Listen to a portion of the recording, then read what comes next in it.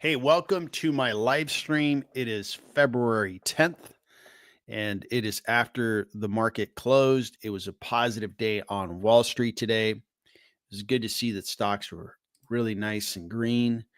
We had the Nasdaq go up almost 1%.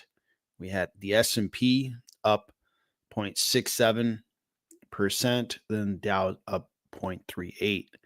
Year to date, it's a positive year, but we have had some volatility. About a month ago, the S&P wasn't doing all that great, but it did have a rally and it's maintained those values. So far so good. Up 3.14% for, call it, the first 5 weeks of trading in 2025. So overall, the Nasdaq, let's take a look at that real quick.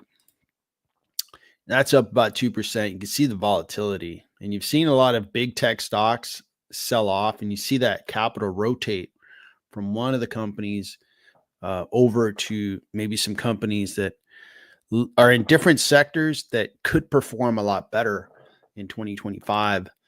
And then the Dow has more of the traditional stocks, and this is beating the other two. The S&P and the Nasdaq are not keeping up with the Dow. That is interesting. It's up 4.5%.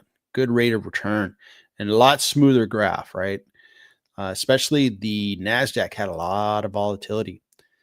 How are these small caps? The small caps are doing okay, not doing all that great. Now, small caps are a little deceiving because there's so many companies that once you blend them all together, you get this type of graph. But there are a lot of small cap stocks that are just doing great, like awesome rates of return. So that should not be lost. Thanks for joining, guys. We're 5 strong. Looks like the early attendees include Omar. Good to see you. We'll talk about sectors. Omar, Sergio, good to see you. You wanted to look at a stock, FRHC. Yeah, we can take a look at that. I've got a list of stocks that I want to go through, just kind of follow a stream of thought on earnings that happened, but we'll get to FRHC. Good to see you, Sergio. All right, so stocks were in the green. That was really good. Crypto, let's take a peek at that. Crypto's moving up almost $98,000 per Bitcoin. That would be cool if it could hit 100,000 again. Be really cool. All right, so that's where we have it. When you look at which stocks were really moving today, Nvidia, it's had a very nice day. Broadcom had a great day. Looks like Qualcomm had an up day. That's good. And then that's the semiconductor space. It was really green. Software was fairly green. Microsoft was up. Palantir up again. Adobe was up really nicely. It's good to see Adobe, do well today. And we've got other software companies in green. Uber doing really well. Amazon had a good day. It had, Amazon and the other hyperscalers did not have a very good couple of weeks. So looks like both Amazon, Microsoft, and Google were in the green, Amazon being the most green of the 3 bigs. Financials had a bad day. A lot of red on the screen. Interesting. The banks sold off. Capital market stocks sold off. Communication services is the number 1 sector for the year so far. It was fairly green. We've got Meta and Google, handling their business. Netflix doing great. AT&T doing great. T-Mobile doing awesome. So that looks really good. Other than that, it's energy did do really well today. I have to mention energy was nice and high. So the news that I think is affecting the market a little bit is the tariffs on steel and aluminum. So domestic steel and aluminum producers should do better because, they're going to be being able to preserve their prices and their margins. So that looks good for domestic producers. The big caps, how are the big caps doing? Well, today we had Apple up just a tiny bit. Year to date, still down 8%. Nvidia is now in the green. Boy, the Nvidia stock's been up and down. but it's just in the green now. Microsoft's still in the red for the year, but it did have a positive day. Amazon, nice and green for the year, nice and green for the day. Google, trying to claw its way back to the green for the year. Right now, it's losing 1.15 for 2025. Meta, look at that, making it look easy.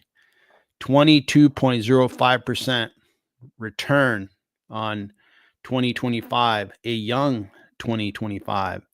And this is a big cap moving on up toward $2 trillion.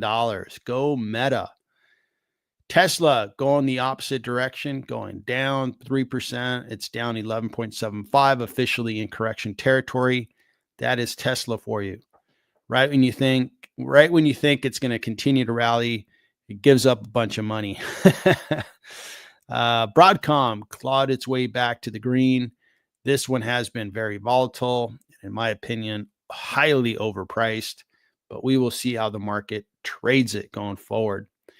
And everything else is pretty much as we left it in the past. The Walmart's having a good year.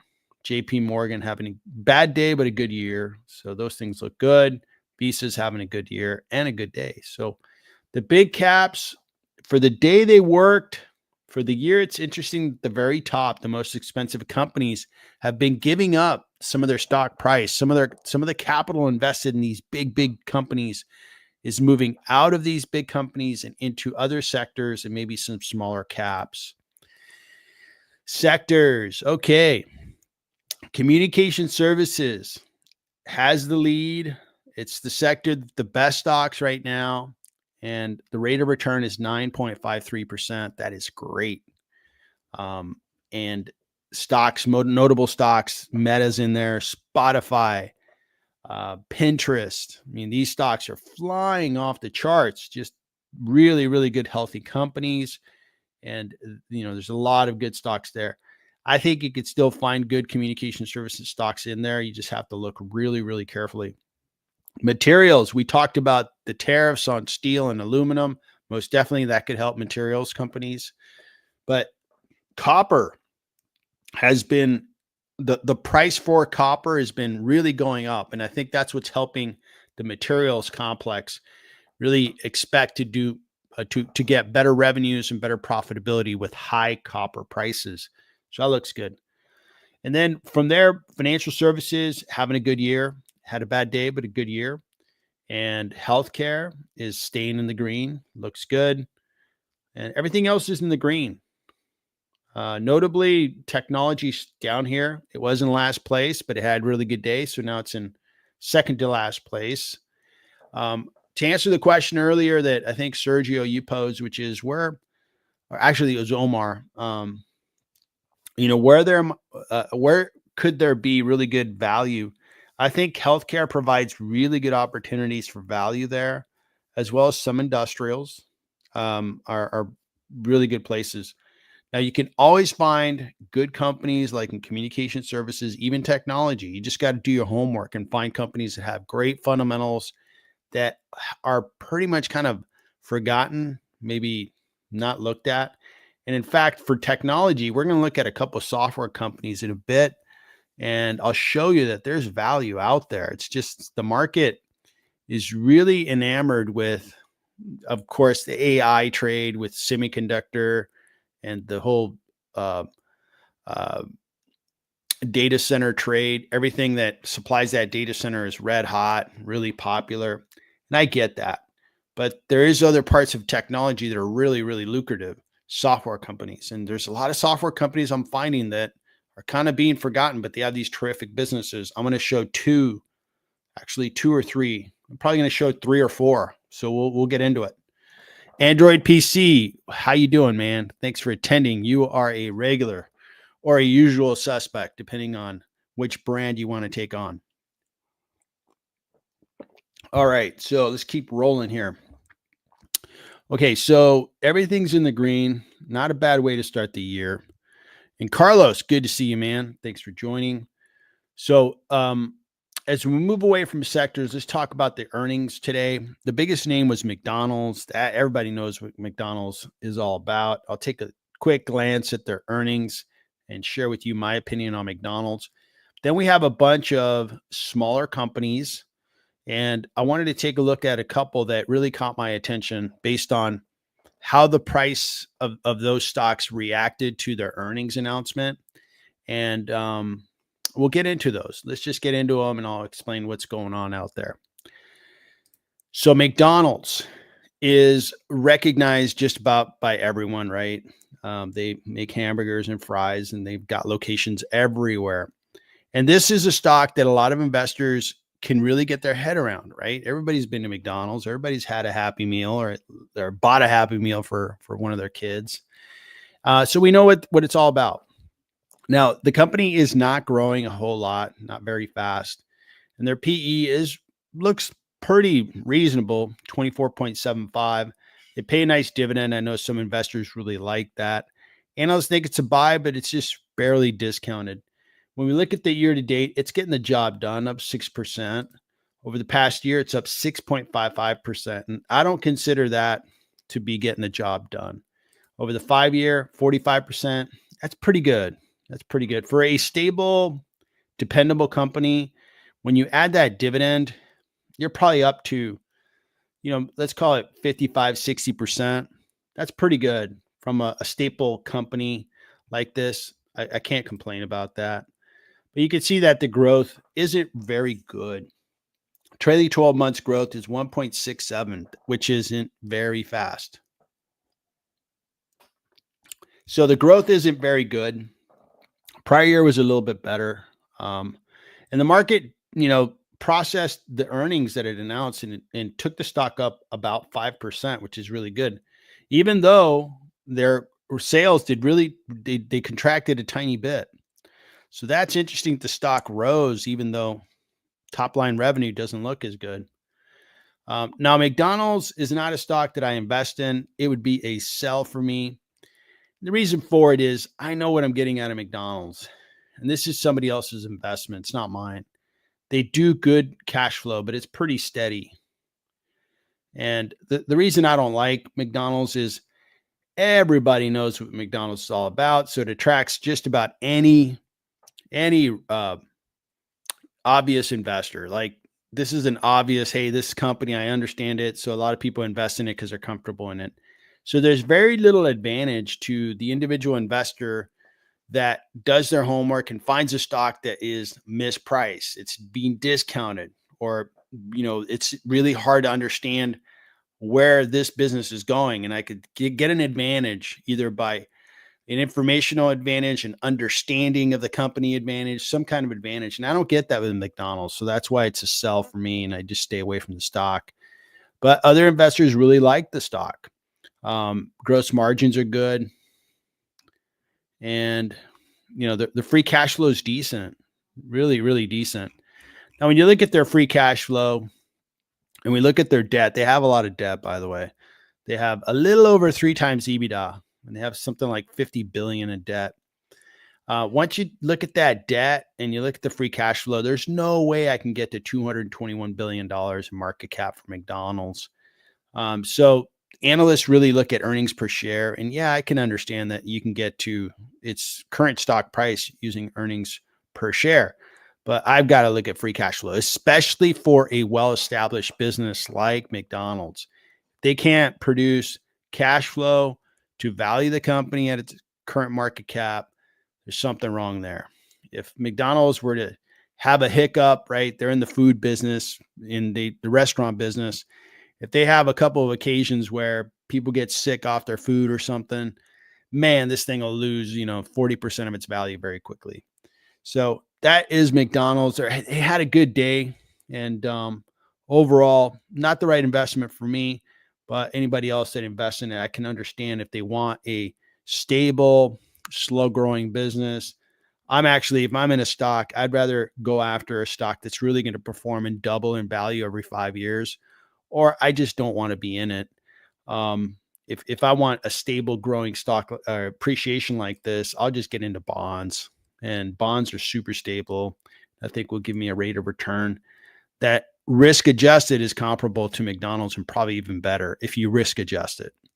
So that is McDonald's. Now, a stock that's really did well today after they announced was Rockwell Automation. These guys, they're an industrial stock. And Rockwell Automation, they do industrial and digital transformation solutions in North America, Europe, and the Middle East. So they're doing a lot of the assembly. And you think about this whole AI craze where you're going to have robots assembling things. Rockwell is going to be in that ecosystem. So the AI ecosystem is going to be is going to want Rockwell Automation to be a part of it. So some investors are really excited about that. They think that, hey, Rockwell is going to be a player in that AI space. It is a little expensive at 31 times PE of 31. In the year to date, and had a really good day of 12%. It's only up almost 6%. So it's not like, breaking any records. And over the last year, it's only up 6.62%. Again, with a 12.62% rise today. So the stock really wasn't doing much. Over the 5-year, up 50%. So the stock hasn't been, really outperforming at all. It's been underperforming, I would say, peers that are doing better than that. Analysts think it's a buy, but it's fairly priced. Now, what I was surprised with was the contraction in revenue that this company is seeing. I guess the whole industrial complex is really slowing down because that's a pretty good contraction in revenue. So that really surprised me and scares me at the same time. It's like, a healthy business should be adding more revenue, adding customers, just selling more. And this business is not showing that. So that is a giant red flag for me. And when we look at free cash flow, it generates, let's call it $1 billion of free cash flow. They're not growing, so it's hard for me to give them a really big multiple on cash flow to get to the market cap. The best I could do is maybe 15 billion. And these guys are $34 billion in market cap. So I would think that these guys are wildly overpriced just because their cash flow cannot sustain that number. Analysts may think it's fairly priced, but they're just looking at earnings per share. That was interesting to point this out, that investors thought they had a good earnings report. At the same time, revenue was down. So that's what Rockwell does. I did study their website, and I didn't see a whole lot of AI branding on it. Like, hey, they're working on some type of AI related manufacturing capacity. And which was a little bit of a surprise. I thought they would start marketing that a little bit more. All right, Mr. 123 Cheetah, how are you? Good to see you. Thanks for joining. And then Android PC gameplay, McDonald's stock. It feel weird to me to invest in. I mean, they've grown. Let me just put this up here.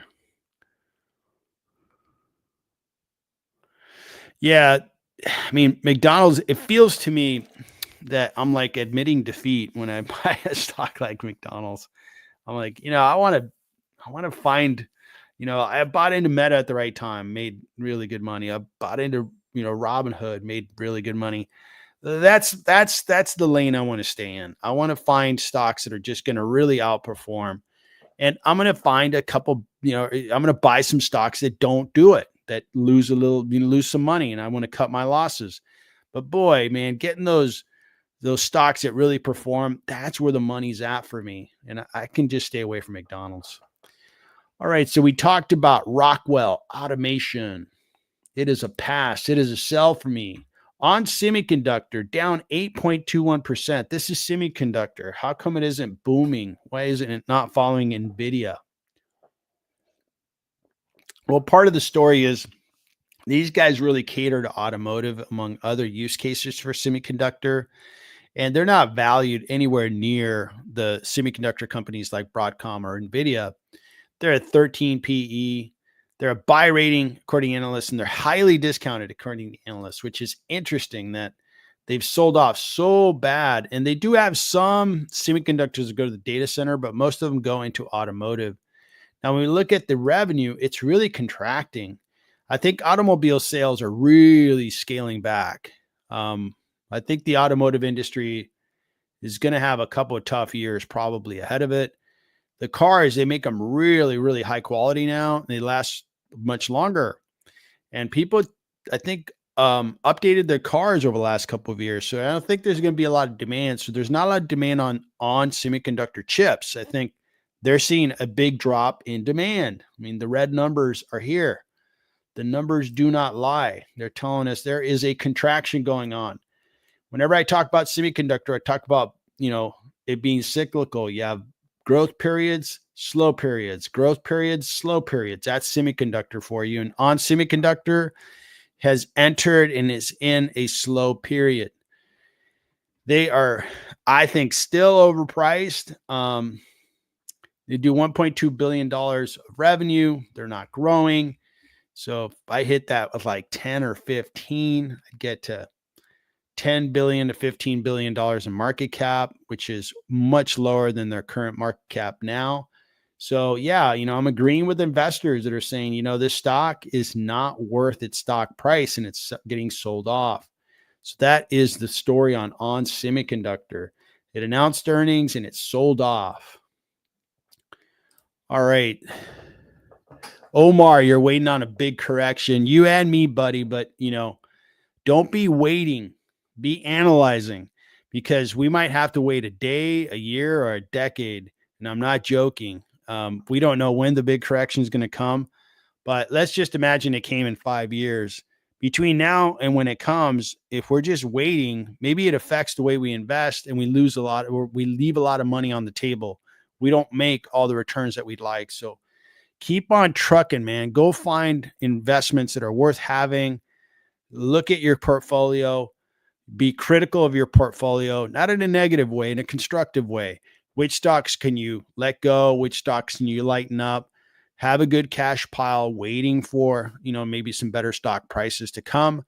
But also pick up on market signals. Like we talked about how healthcare is beginning to go. Communication services is really going. So let's go find some more stocks in there that we can make money on. Because again, I don't know if we're going to be waiting a day, a week, a month, a year, a decade for a big correction. When it comes, let's take advantage of it. But between now and then, let's make money. Let's make money every year. All right. So this stock, boy, talk about it having a nice day. Monday.com. This is a software company. They do software applications and they provide this platform. We're going to get into this one a little bit deeper. They had a 26% rise in one day. Whew, man, that looks impressive. And this is in the technology space. See how technology, right, is really priced high for semiconductor and other places, but software companies had not been receiving the love and attention that they deserve. Now, over the past year, this thing, 26%, right? So not too long ago, this wasn't looking all that great, but now, boom, it popped up because it went up 26%. Over the 5 year, this is up 110%. It was really priced high in 2021. It really came back down. It's had a nice move upward. I mean, I like how this data is kind of showing an upward slope. That looks really good. So this is a $16 billion market cap company. Even though they went up 26% today, it's still only $16 billion in market cap. It's a $1 billion revenue company. Forward PE is really high, 92. Wow. 92 PE is kind of smells expensive. It's got a strong buy, but it's priced at a premium of 5%. When we look at their growth, 33% growth, that's very good, but they are a small company, right? They're a $1 billion outfit. And before that, they were $730 million in revenue. So, a company like that, yeah, you could see some high growth percentages, but it's part of it is that they're so small. If they were a big company like an Adobe, or Microsoft, it's a lot harder to grow when you're really big. So, but it's still, hey, 33 is 33. So that's a nice growth rate. They are cash positive, very impressive, and they have very good gross margins, 89% gross margins. Beautiful. Now, this one's really hard to price because, $300 million in free cash flow. It has grown over the last couple of years quite substantially. like from 2023 to 2024, we're looking at a 50% growth rate on free cash flow. So that is really, really good. Now, it's not going to stay on that trajectory because as you get bigger, the law of big numbers, it's hard to grow at the same percentage. Your percentage tends to go down because the numbers get bigger. And when I look at that number and I look at 300, you multiply that times 10, you get to 3 billion. Even if I went to 50 times their free cash flow, I get to 15 billion. That is just too expensive. This stock is overpriced. It's good that they had a really nice day run, but they're overpriced and they're a small company. They're doing great with their growth, but the market hasn't been convinced over time that, hey, these guys are going to be, the second coming of, Microsoft or some big giant company. The stock has sold off. So I feel like the stock's going to rally and then it's going to give up some gains like it did on this occasion, this occasion, this occasion. I mean, it's a serial rise and fall kind of stock. So I would like to watch this stock. It is impressive. They're growing. So I'm going to watch, Monday.com and see if it settles down. Maybe it comes back down 10, 20%. That might be a reasonable place to get started with a stock like this. It was nice to see a stock do this well today, but right now this is just a little too pricey for me. And especially as they mature, I mean, this is only 16 billion. Maybe I wait until they're like 30 billion in market cap. It could still be a phenomenal investment if they really are a really good platform. When we look at this company, I know software quite well, and these guys do projects. They work around like the project arena, customer relationship management arena, operations, and they help businesses streamline their operations. They're touting that they're using AI to help companies do more with less, gain more efficiency through automation, which there's probably some truth to that. It's really had a good day. I always thought of them as more of a small software or small company, software company, but they're saying that they're doing business with some larger companies. So that is impressive. It's good to see a software company have a good day. And congratulations to Monday.com stockholders who saw their investment in the company go up 26% in one day. That's phenomenal. All right. So SPS Commerce is going to be the last. Well, actually, I've got two more, including SPS. SPS Commerce is a software company. They connect to software platforms. They bring in data, especially for retailers that need, sales tax data and so forth, and tax rates that they need to charge at particular locations for sales tax. Now, what's interesting about this company is they are growing 19%. They have free cash flow and they're operating at a profit, but they are selling off. Now, when I look at their free cash flow, it isn't very good. It's 137 million. It should be higher. Their market cap is 6.73 billion. They are a small company, like Monday.com was bigger, but they are growing. And it seems like the market is just selling these guys off. The stock is not really moving anywhere. And I thought, man, that really is a little strange that they didn't catch a rise with a nice growth number like that. When I value a company at their current free cash flow rate, it is hard to get to 6.73 billion. I mean, I could probably get to 3, maybe 4 billion in valuation using their free cash flow. So I think that's part of the problem, that they don't generate enough free cash. I wonder why. Over the 5-year, it certainly worked, but over the 1 year, it's kind of hit the wall, and it's down 16%. Over the year to date, it's down 3.63%. So this one here, analysts say it's a strong buy, discounted by 24%. I would disagree with that. I think it's a sell, and it's priced a little too expensively, maybe by 40% based on free cash flow. But SPS Commerce announced today, and this is what happened. Their stock actually announced after the market closed, and the market's selling them off by 3%. So that's SPS Commerce. All right, and the last one we're going to cover is Adobe. Adobe had a good day, not on any particular bit of news, but I think investors are waking up to the fact that Adobe is a quality business with a PE of 22, which is very low. But when you look at their growth, 11% on a big revenue number, 21.5 billion. That's a lot of revenue, and that's a lot of growth. These guys are going to announce on the 12th of March. That's coming around, I guess, about a month from now. And this is about a $200 billion business.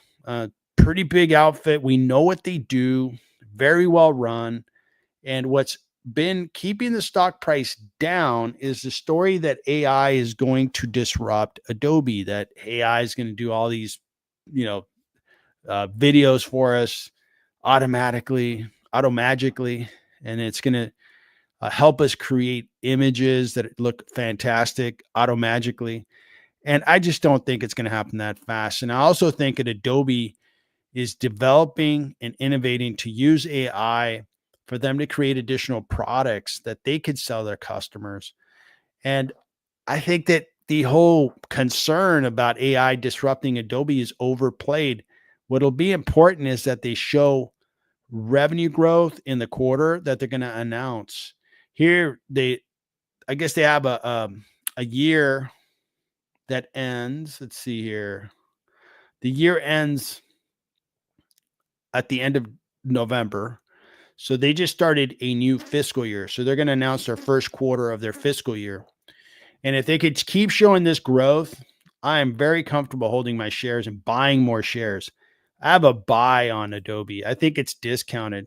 It's discounted about 20% on its share price. And this is a really solid company, well run, good products, leader in its space, which is more of the software for creative people that are doing art, videos, and things that they put all over the place, whether it be on websites, on product catalogs, on YouTube, on Instagram, you name it.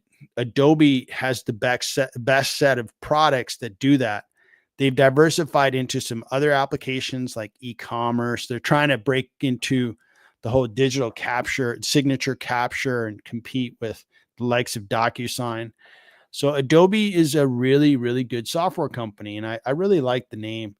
So this one here is a buy for me, and I've been picking up shares and holding the shares that I bought before. I'm glad to see they had a good day. I'm hoping that they start to rally for the year. It's, I'm not claiming any victory for 2025, but it was sold off, and that's why I was picking up shares. You want to sell off a quality business like Adobe. This is a technology stock, a software stock. I will gladly buy those shares. Thank you very much, stock market. I like when you give me discounts on great companies that I want to own. So that's Adobe. They had a very good day today. All right, so we got one stock symbol that I've noted that I'm going to go over. Let me catch up with some of these comments. Brian Silva, good to see you, man. What do I think of Egypt aluminum? Well, I've never looked at it, but we can look at it.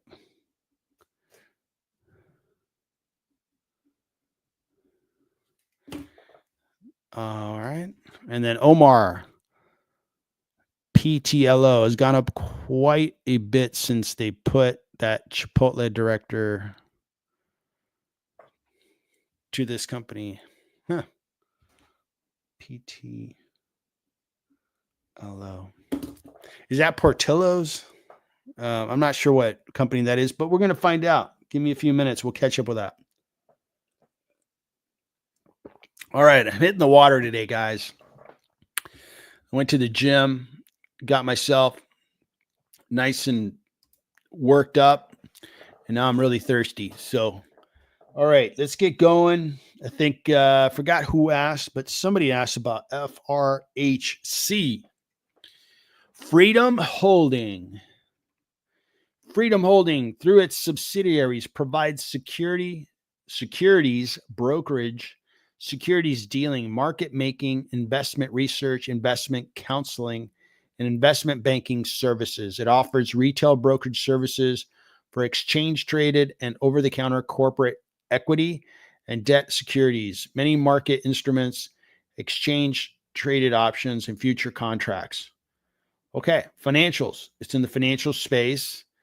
February 7th is, so they just announced. Wow, look at that. Beautiful. These guys are killing it. Man, what the heck do these guys do? Country, Kazakhstan. Man, this is getting interesting by the second. So, Freedom Holding, Central Asia and Eastern Europe. Interesting. This is awesome.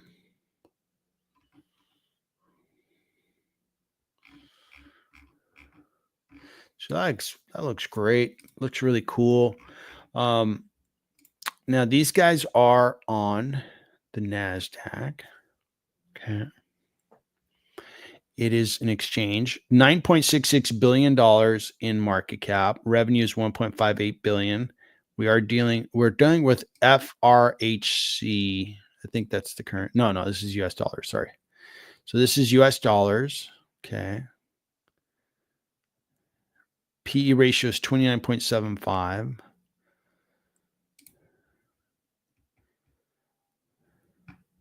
Wow, look at this revenue growth. Wow, looks really good. So total revenue it's in US dollars, 1.578 billion. Really good revenue growth in FY24. Their fiscal year ends March 31st. So we are operating in their last quarter. But the growth is really, really good. That's why the stock price is doing what it's doing. Just really, really good. Free cash flow looks a little unreliable. They had negative cash for 3 years, and then finally positive cash. Yep. Okay. So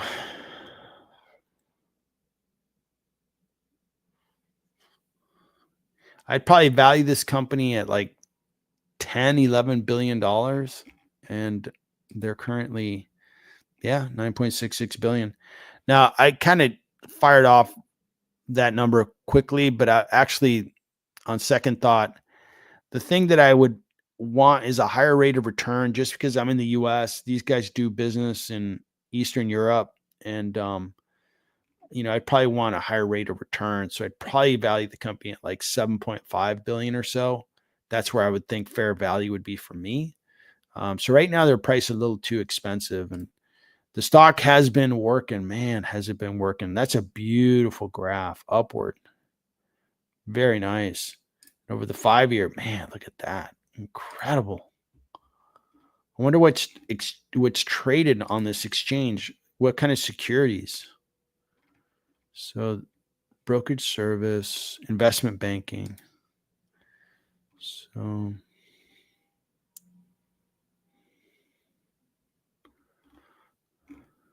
looks like, from their advertisement, people that use this are able to buy like Tesla, Apple, Microsoft.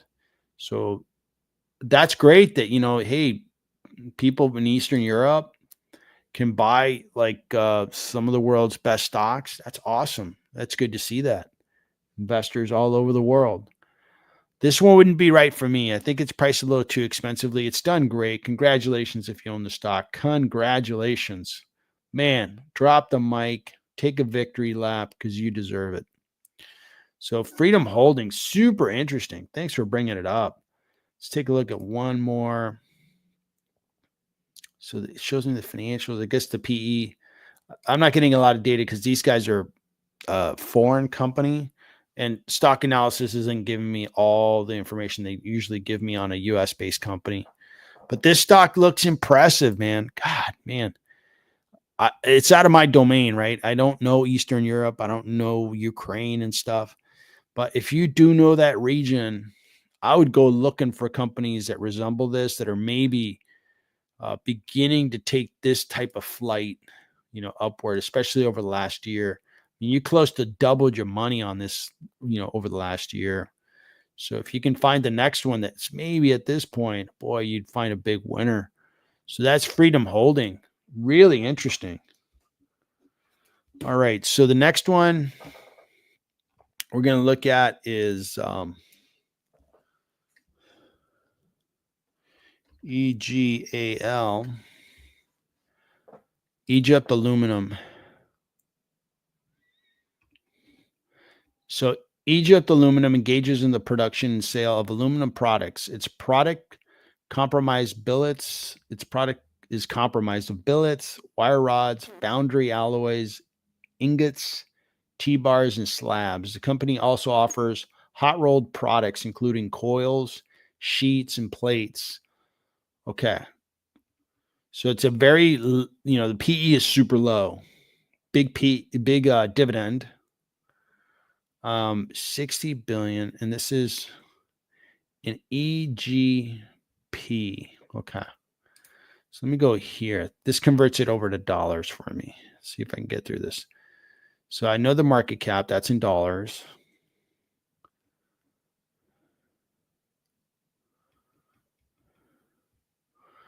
Revenue, 38 billion. No, this is still in the EGB. Okay. What is an EGB to US dollar?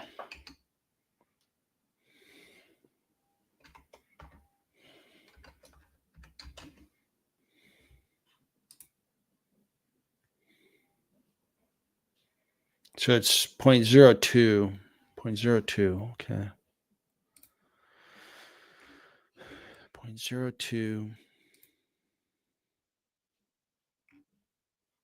So look at their revenue, 0.02. This would be, geez, that's hard math. It's like 600 million or so, maybe 700 million. So they've been growing the revenue really, really well. That looks good. Free cash flow, really solid free cash flow. That looks good. But when I convert that to USD, I'm going to end up with about, call it $250 million, which isn't bad. It isn't bad at all. Now, 60.49 billion. And I guess this is in this currency here. So this is going to end up being about $120 million in market cap, which is a very low market cap. It seems like they're doing a lot of, look at these metrics. Now, these materials companies, they come with these types of fundamentals, really low PE. They have a nice high dividend. They can afford it. They're generating the free cash. So if you're very familiar with Egypt, their economy, and you're comfortable with these guys, man, you might have an advantage there. You have a big advantage against me because I don't really know this particular region or this country. For me, it would be a pass because I don't know enough. I'd probably make mistakes along the way, and I hate to pay the price on them. But this one here, I can understand it. Now, be aware, today the U.S. Put in a tariff, and that's probably why this stock price is down. 25% on imported steel and aluminum. So I'm sure that's going to affect these guys, Egypt Aluminum. And they probably are a big aluminum. If you're going to be an aluminum producer, you have to have electricity because that's a big input into the manufacturing process. So these guys probably have access to cheap electricity, and that's what enables them to create all these aluminum products. This one here, if you've got an advantage of knowing the country, knowing this company, this might be a nice little investment. Now, it would be hard to make a lot of money on this because other investors aren't very familiar with it. Man, it's done great. Look at that. 5 years, 886. Wow. Incredible. For the past year, 18%. But it's really moved up over the last 5 years. So, man, you're picking out some stocks that are doing great. They're just out of my zone. And I just wouldn't know where to start here. But good example here. If you know this region and you have that advantage, you have that comfort level, man, I hope you invest, you make these kind of returns. But for me, I've got to stay in my zone, the US as well as some other countries that I'm a little more comfortable with. Hey Omar, thanks for the congratulations on 5K followers. That's really cool that people subscribe to my channel. I appreciate it. And I appreciate your support. Thank you. All right, so you guys are bringing up some really interesting stocks that are making a lot of money. See, not all, it doesn't require just technology companies to make a lot of money. That company is not a technology company and it's making a ton of money for investors. Portillo's, man, these guys make very good baked goods. If I have this correct, oh no, this is Portillo's in Chicago. These are Italian sandwiches that are just incredibly delicious. I've had them in Chicago. I've been to the original establishment. They're just delicious, and I think a big historic restaurant in Chicago, and I believe they're creating more locations across the country. They have one in Southern California. I haven't been to it. I keep telling myself I need to get out there, but I will someday. Portillo's was up 4.48%. They're going to announce on 25th of February. What caused the stock to go up? It's been really moving. December 20th, it was at $8.66. It's almost doubled in roughly 2.5 months. Holy smokes. Because people are falling in love with these Italian delicious sandwiches. And man, their sandwiches are so delicious. They create this really awesome sliced beef sandwich, and they dip it into the brine, I guess, and it makes the sandwich just incredibly delicious. All right, so enough of how delicious their food is. Let's see if their fundamentals are solid. So $1.12 billion market cap, revenue 713 million. P is really high, 50. Huh. So what caused the rally today? So 5 days ago, something happened. I mean, it's such a small stock that if you have any kind of move into the stock, it probably causes a rally. And when we look at their revenue growth, revenue's grown nicely. It's a $713 million business, growing at 11%. Growth is slowing down if you look at the quarterly. Looks like the fourth quarter of 23 was really, really good. They haven't announced the fourth quarter. Maybe on the fourth quarter, people really go out to eat a lot more. They go to Portillo's to maybe have their holiday meals and stuff, and they cater from there. I know I would do that. I mean, I just went to a Super Bowl party yesterday. That was fantastic, man.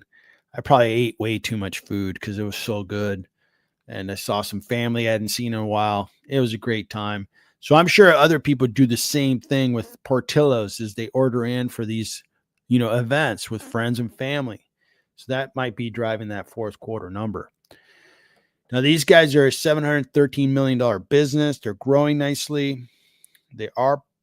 Gross profit is there, but not a lot of profit. This is a restaurant. This is not a, technology stock. Net income, a little bit of net income, $26 million when it's all said and done. Tiny bit of free cash flow. So the profit margin is 3.65. So this one here is a sell for me just because I don't like restaurants. And I just showed you why. They're not very profitable, and you subject, the business to many risks. Somebody can get sick on your restaurant. Somebody can slip in a restaurant and you have big payouts, to pay their medical bills. You have a lot of competition, right? You can be a great restaurant with great food, but there's 1,000 restaurants that have very good food. You're competing against all of them. You're competing against all comers.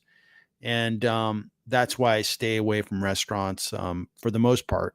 This one here, just the fundamentals. I don't think the stock is worth it. I think I'm going to continue to be a customer. If I'm in Chicago and I'm in this area, I stop by and I have a delicious sandwich from them. But I'll continue to invest in stocks that really, really move up and grow my wealth. And I'll just be a fan of Portillo's. This one here is a sell for me. It's overpriced. It's priced a little too high. Over the 5 year, it hasn't done anything. Over the 1 year, it's been okay. It's not really okay. A lot of risk. Guess if you caught it down here, you're feeling pretty good because you almost doubled your money. I can understand why, but it's just not a long-term play. I cannot say that you own Portillo's in 5 years, it'll be worth twice as much. I don't think I could say that about the stock. Not even close, because the fundamentals don't tell me that. The fundamentals say that this business is just going to be, here or there, but not really have a direction upward. So that's my opinion on Portillo's. And I hope nobody from Portillo's takes this the wrong way and declines my business should I come to their fine establishment. All right, so let's keep rolling. We got some latecomers. Thanks for joining. We're 16 strong on the live stream. We've got Sabir, number 2. Yeah, I appreciate you, man. Thanks for saying that. So C3.ai. So C3.ai, we'll take a look at that. Then we've got Broly. GMAC is tanking. GMAB, excuse me. Wow. Let's take a look at the situation.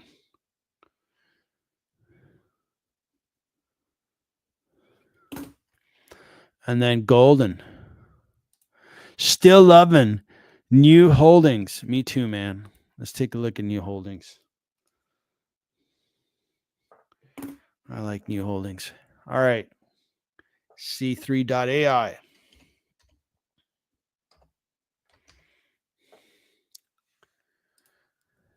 Okay, C3.ai. C3.ai Inc. operates as an enterprise artificial intelligence software company in North America, Europe, and East Africa, the Asia Pacific, and internationally. The company provides C3 AI platform, an application development and runtime environment that enables customers to design, develop, and deploy enterprise AI apps. C3 AI CRM suite. Okay, got it. And let me. So these guys say they've been around for 15 years. Okay.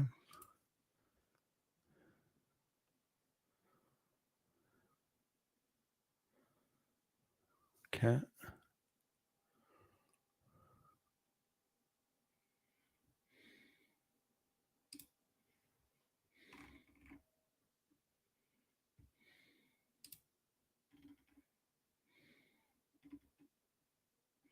So this person here, I was trying to make sure I was thinking of the right company. So this guy, Tom Siebel, he started a company called Siebel Systems, and it was very successful. And he went public, and then the company was acquired, and he made a ton of money. He's like a billionaire. So he knows what he's doing. And he got into the AI business. This is a 4.5 billion market cap company. The revenues are 346 million. They're not profitable yet, so these numbers will not fill in. Analysts think that it's a hold and it's slightly discounted. Over the 1 year, this is up 23%. Over the 5 year, it's down. So how can an AI company be going sideways or down? Interesting.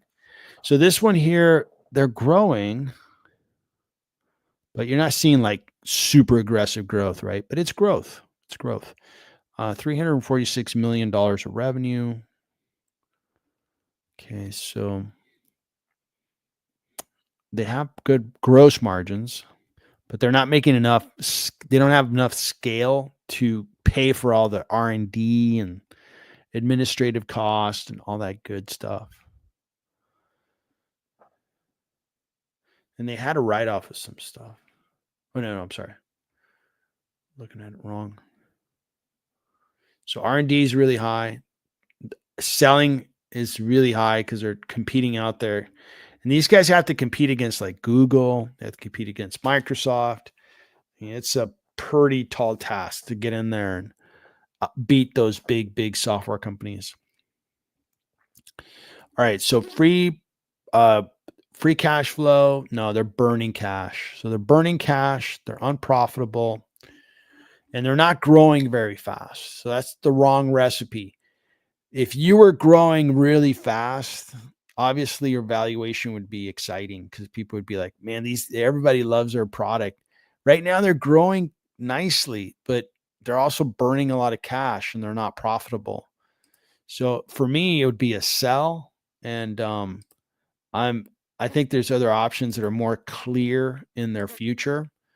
With around AI software, this one is not going to be a part of my portfolio. It had a good day. Year to date, it's up 2%. Man, this thing's got volatility. Whew. You can see that it really went up, and then it came back down, but it hasn't really achieved, long-term appreciation. I mean, you got stocks like Palantir that are supposed to be a AI play. Palantir is growing at like 30%. These guys are growing at 20%. Palantir is profitable. Palantir is generating free cash, which is very different. And Palantir does have a lot of excitement around it. But these guys here are getting left behind, and it's not the right investment for me. I have a sell on it, and I just can't see how I can come up with $4.5 billion of value from all those negative numbers. And the revenue growth is not impressive enough. So it is a pass on C3.ai. I think GMAB, GEMAB.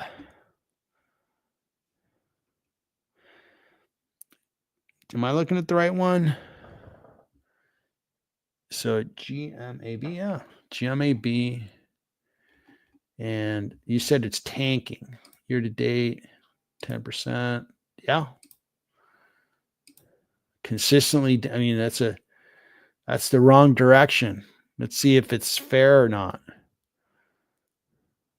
So market cap, 12 billion, revenues, 3 billion. They do have profit, very rational PE.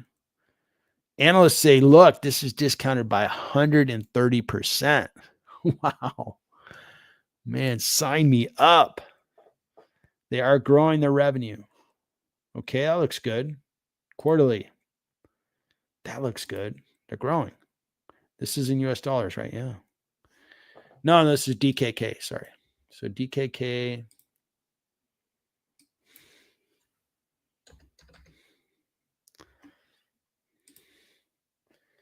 .14.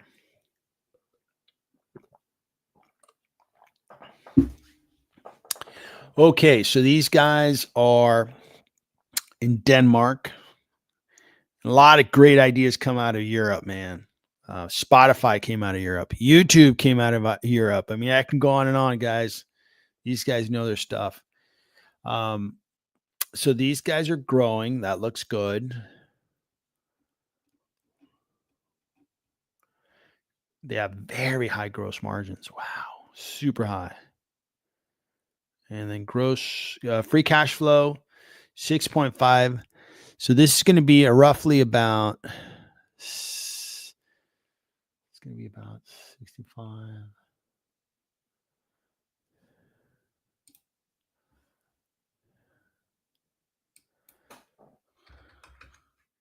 So about 900 million. Okay. So it's about 900 million of free cash. That's not bad. Gross margins are super high. So this is discounted. This business is worth, and let me double check the balance sheet, make sure these guys don't have a ton of debt. No, look at all that cash. Look at that sweet cash sitting on the balance sheet, ready to acquire another business, ready to buy back shares, ready to pay dividends. Cash on the balance sheet is a very good sign of a strong company. This business is worth $18 to $20 billion based on their free cash. And if we look at the forecast, we've got 6 analysts saying this business is a buy. And the worst case scenario it should go up to $31 per share. Best case scenario, it should go up to $50 a share. Holy smokes. Are these analysts legit? Well, I don't see any 5 stars, but still, these are legit kind of firms. So this stock looks really interesting. So right now, the analysts are saying they're going to keep growing. Very good. Okay. And so these guys are in Denmark. Biotech, healthcare. I like biotech and healthcare.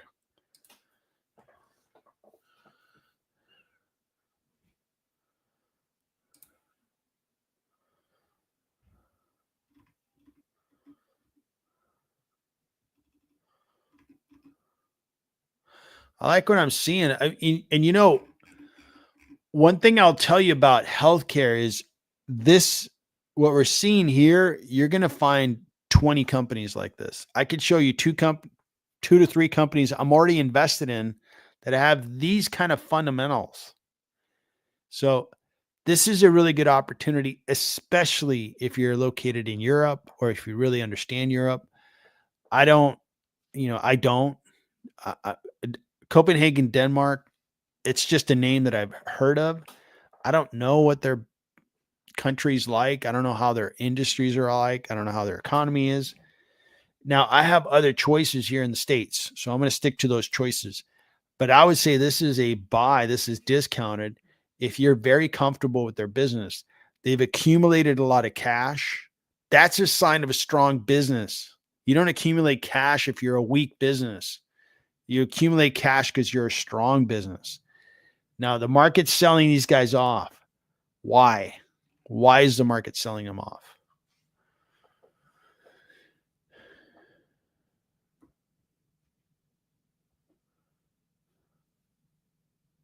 So they're granting a bunch of shares. Now, that could liquidate the company. Maybe they're trying to do something good for employees. And they're going to release a bunch of new shares. That could reduce the stock price because there's going to be more shares that are going to be made available. Okay, that could be a reason because they're diluting the company.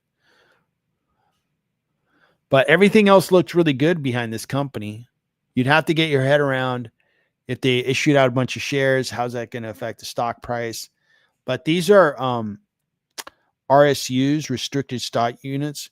And what that does is it creates really loyal employees. They're going to stick around because they don't get them immediately. It's not like, hey, you're a good employee. Here's, 1,000 shares, restricted units, and you can walk away. No, they're going to say you need to stick around for 4 years to get vested on those shares. So now they have these employees they want to keep.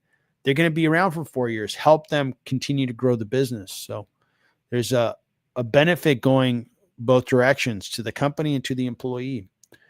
This looks really good to me. Looks really good. Again, I'm in 2 other stocks. The 2 other stocks that I'm in that resemble those stocks are Catalyst Pharma and United Therapeutics, and both are doing fantastic for me. So I am going to stick to my investments here. These guys are doing nice, good upward trajectory. They have good fundamentals. Look at this PE. After doing all this, PE is 16, and they keep growing at 32%. Healthcare, beautiful. And they have beautiful margins. And then United Therapeutics is going to look very similar. So they're, healthcare, I think it was Omar, they're saying, hey, what sector has, some good companies? Here's United Therapeutics growing at 25%. The stock has been working. Okay. PE, forward PE, 12.5. 12.5. Growing profitable company. So healthcare has some stocks that really are impressive from a fundamental analysis perspective. And we'll see when they really start working, because when they start working, I think, and it's already happening. I mean, healthcare is doing okay.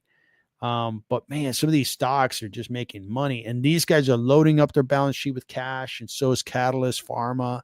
They're acquiring businesses. Catalyst Pharma is acquiring businesses with their cash. They're getting stronger, bigger.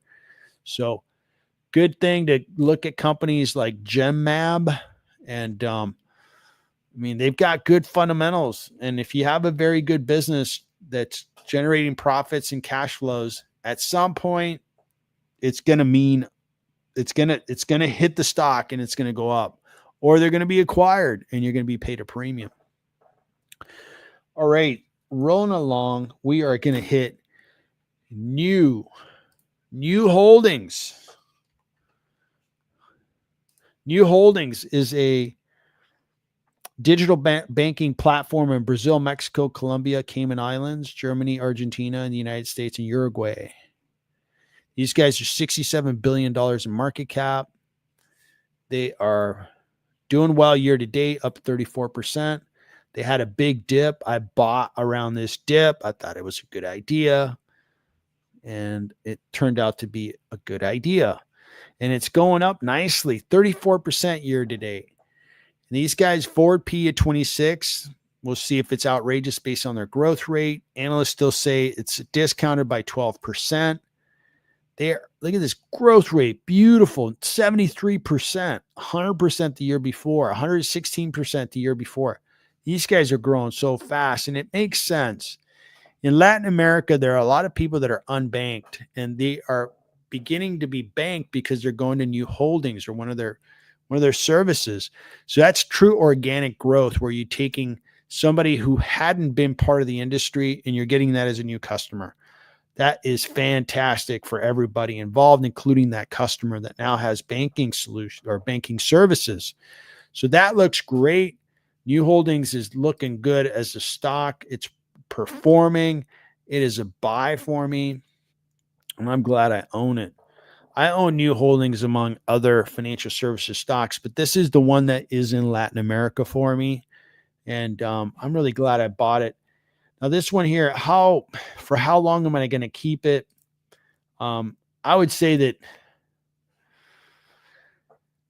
unless something changes, if I keep seeing that the business is operating really well, I'll probably keep it for a long, long time, like multiple years. But at a certain point, I'm probably going to take the money and run, just because it's out of my country.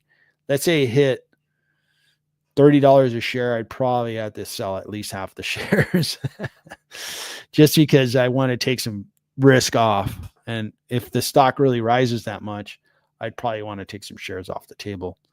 I did well as StoneCo, which was in Latin America, and I probably stayed in StoneCo too long. I could have tripled my money on StoneCo. Instead, I made a good return, like 50%, by holding it like 2.5 years. But at one point, I could have sold it for a lot more. So that was a lesson learned that, hey, outside my home country, maybe you take the gain and call it a day. Maybe you take a gain on half the shares and then you play the house's money. So New Holdings is looking fantastic. When do they announce? February 20th. So we're 10 days from that announcement. And we'll see how they do. So that's Golden that brought that up. So Candace, CAD. Where would you put $1,000 to invest today?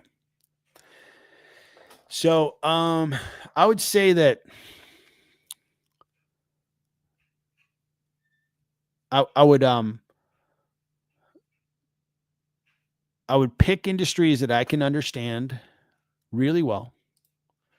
And it might be, let's say I'm looking back at my 30-year-old self. I'm 56 now. And I'm like, okay, I got $10,000. I just got this bonus at work, or I sold a big deal and I got this big commission. And where should I put this money to work? I should start with sectors and industries that I'm really familiar with and an expert in. And I would then gauge, is it a good time to buy? Is it a good time to buy stocks? Or is it, man, that industry is really headed toward a recession and so forth. Maybe I've worked in healthcare and I want to go buy some healthcare stocks. Maybe I'm in industrials, and you go into stocks that you would feel very comfortable making a decision on. I would diversify. $10,000. When I was a young investor, I would do things like I bought a bunch of Disney stock on one occasion, and that didn't work out really well. a bunch of, there used to be called a company called Sun Microsystems, and I lost a fair amount of money on that one too. But I would buy like a big position in one company, and diversification is a good thing. To get started with 10 grand, I wouldn't put all 10 grand in one stock. I would probably go like $1,000 across 10 different companies, and I would take my time.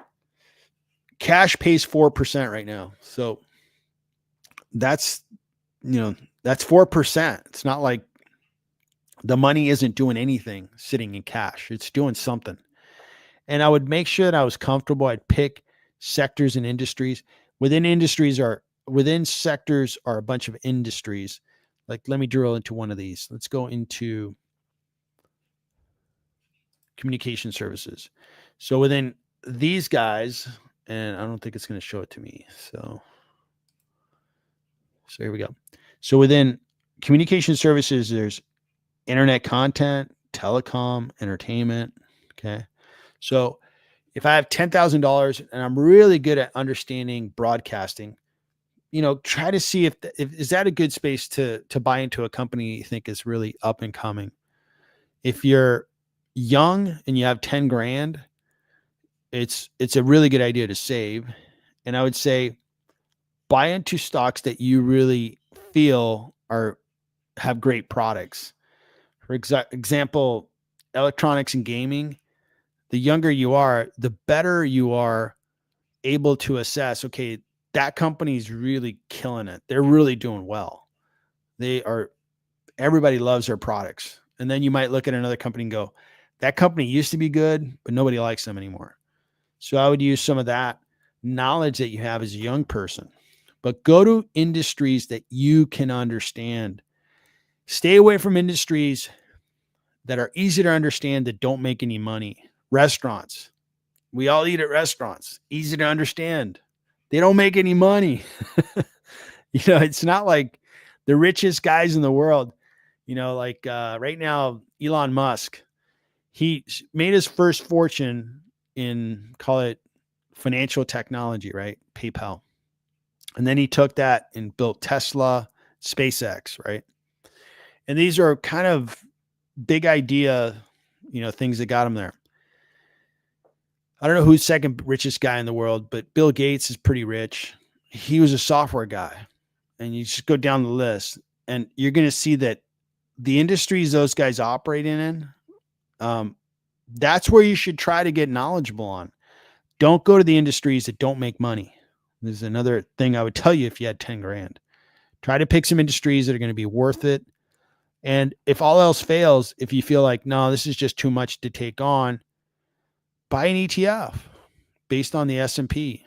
Buy an ETF for an overall sector you think is going to do well in the future. This is the number one sector this year. The ETF based on communication services wouldn't be a bad idea until you learn, hey, I really like picking individual stocks because I think I can pick them in particular industries and do well with them. Great. That's where I started. I used to buy individual stocks 30 years ago and not do all that great with them. So I started buying ETFs. We call them mutual funds then. And I did great. And I was more focused on my career of making the most money I could, working professionally, which I did, and just putting money into real estate and stocks. And it worked out really well. Over time, I became more skilled at picking individual stocks, and I actually like it a lot more. And I pick individual stocks. And I would ask, I would say, if you have 10 grand to invest today, that's great. Invest it wisely and then figure out how to make another 10 grand. Whether you're making that 10 grand every year or every quarter or every month, figure out how to make more money so you can put it in the market. And the more money you put into the market, the faster you're going to grow your wealth, the wealthier you will be. No big secret about that. Android PC.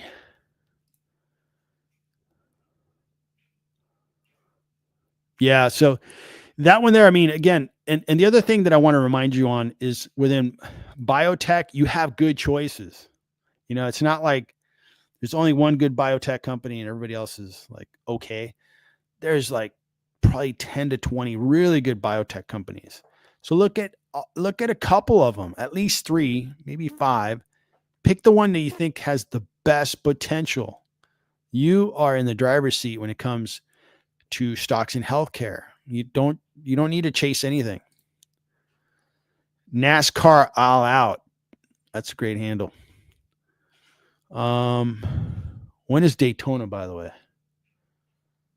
So we're in February. Man, there's a couple of things that I stopped doing whatever I'm doing and watch. And probably the last 10 laps of the Daytona 500 must watch. And I'll YouTube it if I need to. The Kentucky Derby, watching those horses run. Amazing how those horses can run that fast.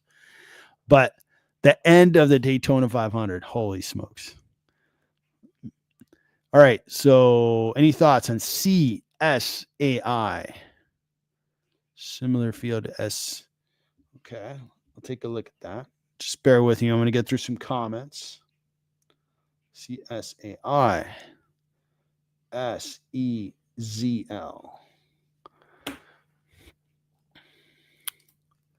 So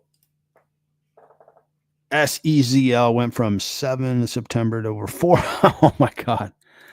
All right. We'll take a look at that in a bit.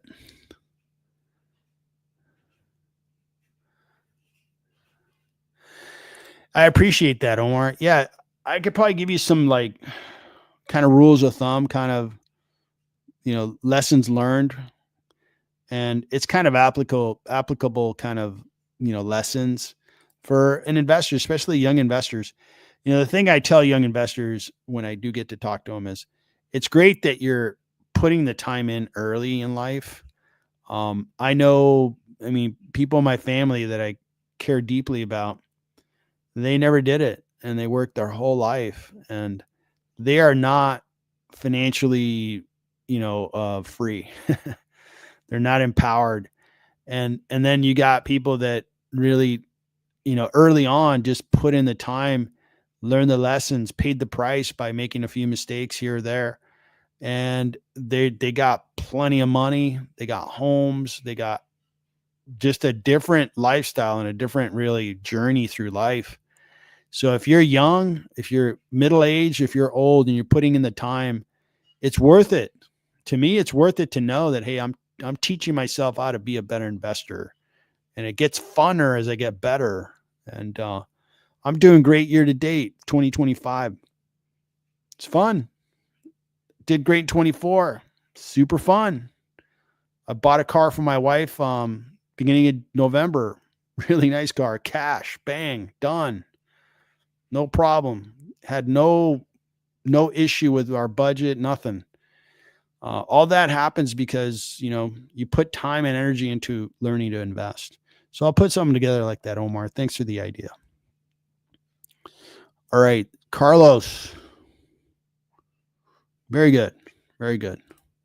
And I can't argue with ETFs. If you save up your money, if you're working, putting in extra effort, working a little harder so you can make some more money, and maybe don't go out as often. You don't drive a brand new car every year, and you take care of the essentials that are important to you. Maybe you buy a home that is a nice home in a nice area for yourself, for your family, for the people you care about. All those are totally, I totally agree with. But teach yourself to love the struggle of saving, love the struggle of figuring out how to put money away, and watch your balance go up. And certain milestones, right? When they come up, you meet them with like no issue. My 2 sons get to go. One of them's already through college. He's now doing a PhD.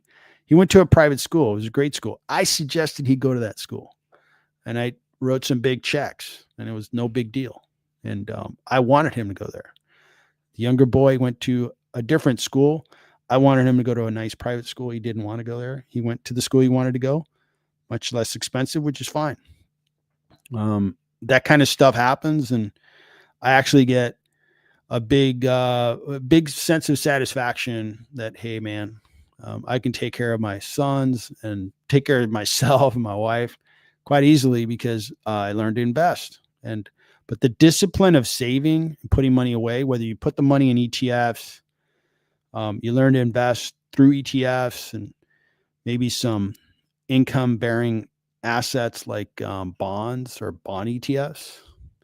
Learn that because when you get older, you'll realize, hey, income might be a good idea, and have some fun with it. Have it match your personality.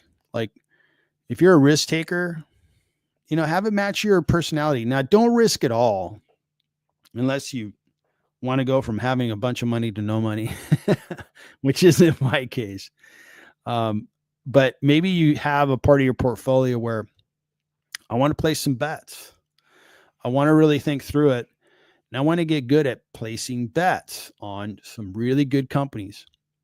Because when those really good companies hit, you're going to feel great. You're going to feel like, wow, man, I just tripled my money.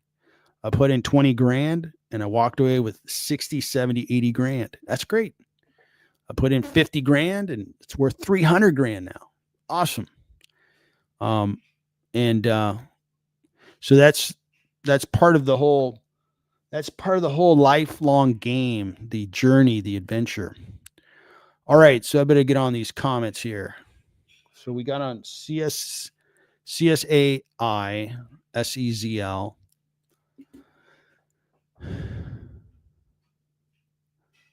And Omar likes Nike. I'll look at Nike, but Nike, I'm waiting a quarter. I gotta see what this new CEO is gonna do. We'll take a look at it in a bit. Till the end. Hey, have you checked out VG that IPO'd recently? Let's check it out. VG. Okay. So CSAI. Let's take a look at that one.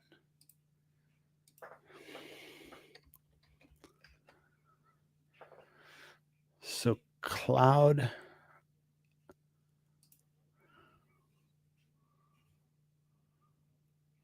So this says pending.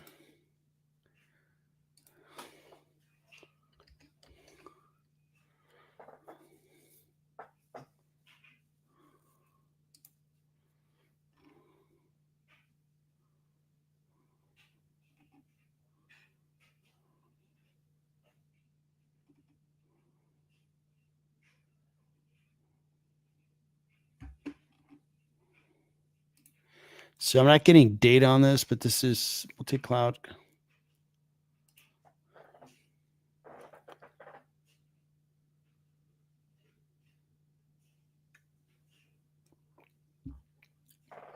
So these guys do multifamily, I think refers to properties like apartment buildings where people live. They do video surveillance and live video monitoring services. Okay.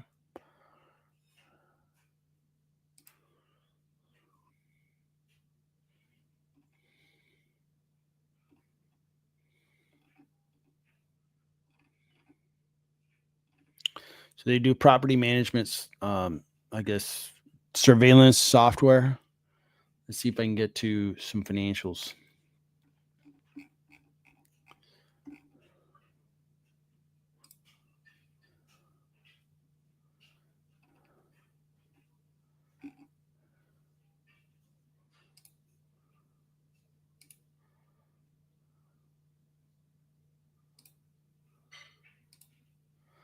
That's weird. There's no reports. Huh. Are they not public? They're going to go public, or what's the story here?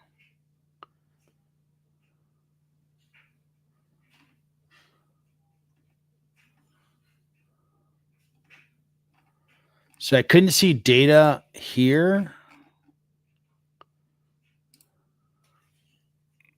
Oh man, these guys are tiny. Yeah, these guys are really, really small. So what was the question there? Yeah, I don't invest in companies like that because I just don't have enough information and comfort level. They're just too small. So Sezzle operates a technology-enabled payments company primarily in the U.S. and Canada. Provides payment solution in store and at online retail stores. Okay, so I've never heard of these guys. Looks like a smaller company.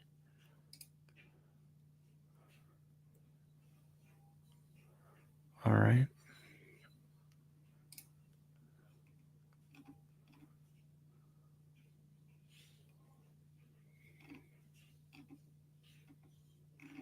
So these guys are trying to get into the buy now, pay later, huh?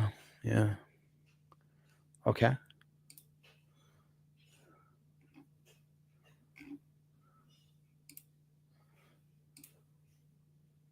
Whoa. Looks good. 1.5 billion revenue, 221 million.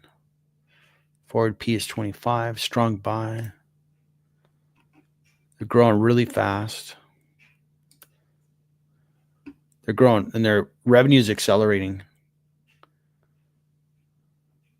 So they're beginning to really get recognized. I haven't heard of this company. They're small, but so far it looks interesting.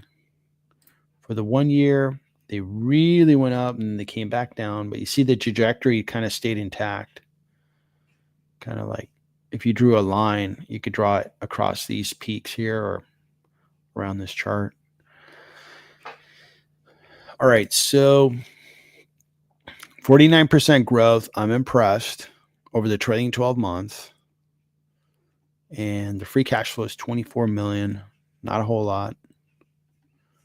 And profit margin's good, 25%. Gross margin's 56, but that's really good profit. So how come they're not keeping more cash? What's going on with the cash? Why is their cash low? So net income's been kind of, and I understand when they're growing the business, they're kind of in the negative, but now they've become positive. That's good.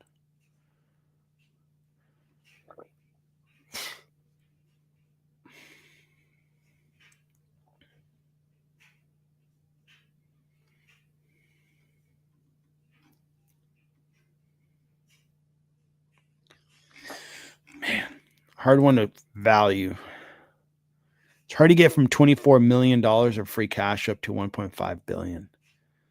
You're having to multiply it times probably about 60. That's a lot. So two analysts cover it. They're in agreement. It's going to go up. And they have a high stock price, like $277. For a small company, that's kind of a big handle. And they're expecting the company is going to keep growing really well up to like this level. And their profit's really going to go up. Man, this looks good. Strong buy. So we got 1 year.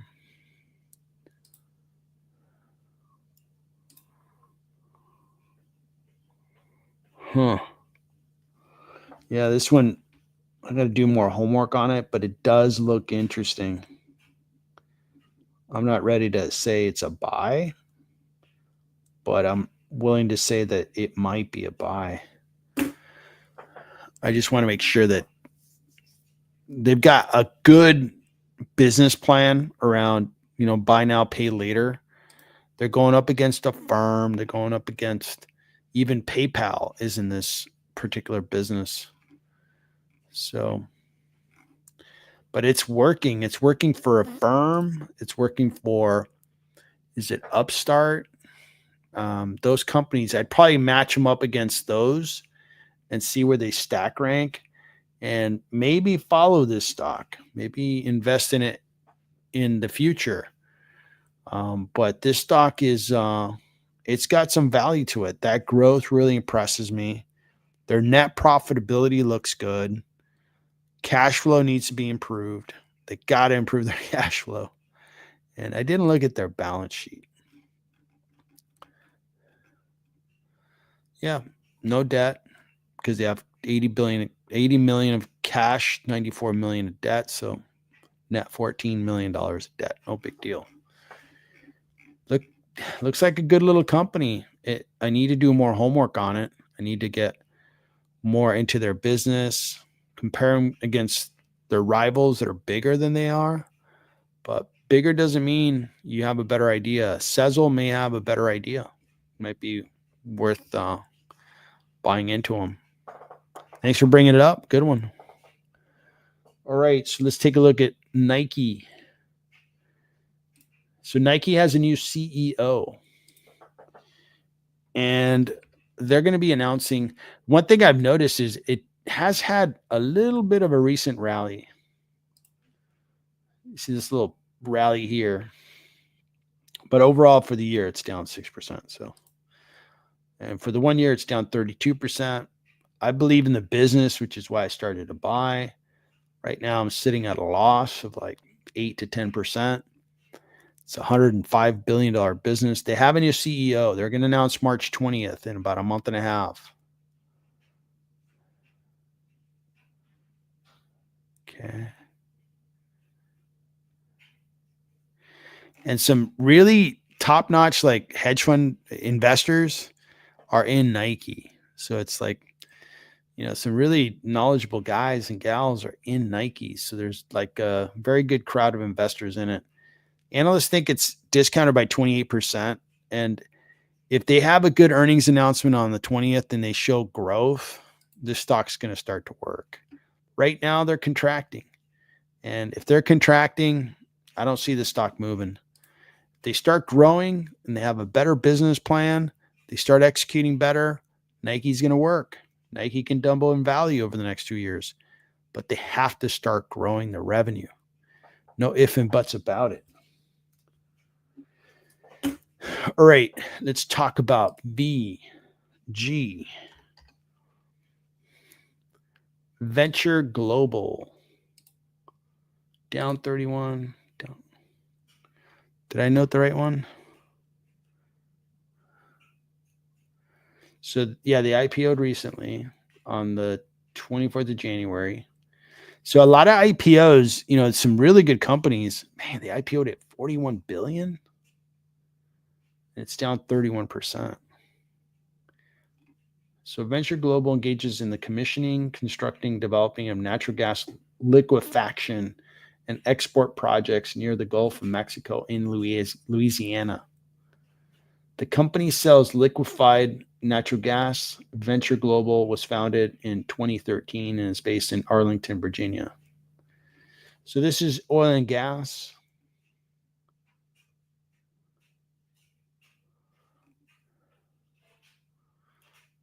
And that's why they IPO'd at this level. These guys are probably going to have a pretty good run rate of revenue.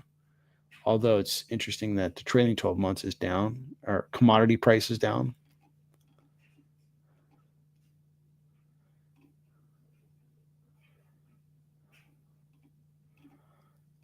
Huh. I don't know where to start on this one. This is infrastructure for energy. It's compared to it's a pretty good market cap, 41 billion. Huh.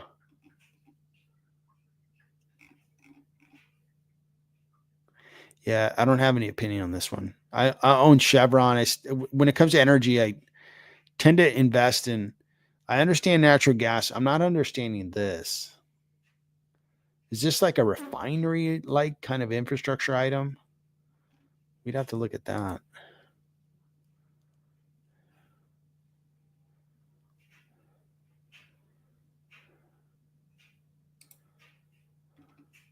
Yeah, it looks like they're an infrastructure play. You're going to own all this infrastructure.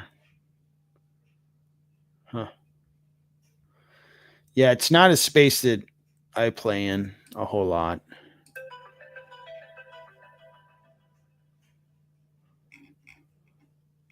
This one requires a lot of researching, making sure I would understand what I'm buying. It's not an easy one to kind of get my head around and provide an opinion on it. So that's Venture Global. All right.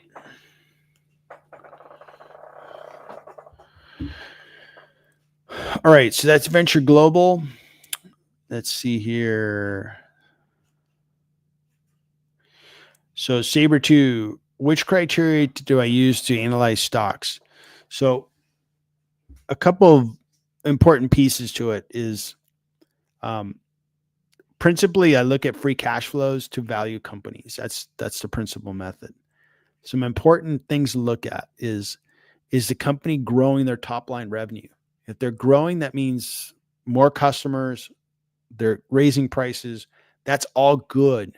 They have more products. Growth is very, very, very good. If their top line revenue is contracting, that's very bad. So based on the free cash flows they're producing, if they're growing really well, then you can pay up, a higher amount because you're going to grow those free cash flows in the future. And I could probably show you my valuation schedule and get us through that. So here's my valuation schedule. I created this. This is Mercado Libre. Okay. And this is cash. The estimate of cash from years 1, 2, 3, and 4. And then terminal value is all cash flows beyond year 4. I'm going to grow that cash by 15% in the first 4 years, and then terminal value by 4%. Mercado Libre is a high growth company. So I'm going to grow the cash flows at a higher rate based on the assumption because they're high growth. So this is the principal method. And once I get a intrinsic value of all those free cash flows discounted by 10%, since this is an international company for me, I get to an intrinsic value of those cash flows. I add cash, take away debt to get to an equity value. Then I compare that against its market cap. And then I determine, is it discounted or priced at a premium? This stock is discounted based on its free cash flow value. I also value based on earnings per share and combine the two to get to a blended, value that I believe in the company on. So that's most of my valuations follow this logic. And with experience, it teaches you that what things you need to pay attention to. But that kind of answers your question. All right. So Omar. Oh, I think you were responding to a comment. All right. DGNX keeps testing that area. Interesting.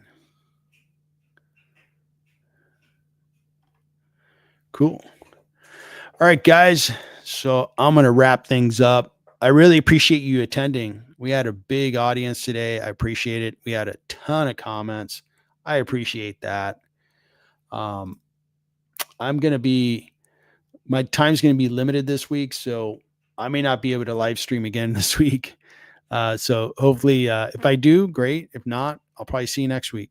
And I hope today is the beginning of a good market for the week. And we see green, throughout the week. And we see good stock prices tomorrow, Wednesday, Thursday, and Friday. We'll see how it goes. So thanks for attending. Really appreciate it. Have a good night.